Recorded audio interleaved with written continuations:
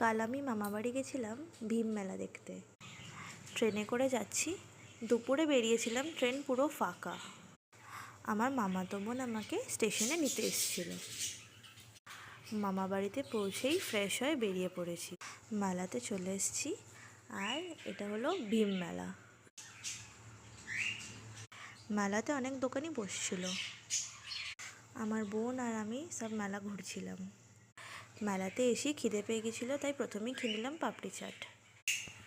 পাপড়ি চাট খেয়েই সামনে দেখলাম একটা লস্যির দোকান, তাই একটা ম্যাঙ্গো লস্যি নিয়ে নিলাম।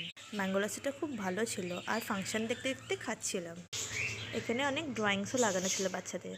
মেলাতে অনেক রকমই চপ ভাজা সব পাওয়া যাচ্ছিল। তারপর একটা সুন্দর জুয়েলারির দোকানে চলে এলাম, যেখানে সব রকমের জিনিস পাওয়া যাচ্ছিল। নাগরদোলায় বসে পুরো মেলার ভিউটা দেখা যাচ্ছে, আর দেখতে খুব ভালো লাগছে। আর বসে বসে আমরা ফাংশনও দেখছিলাম।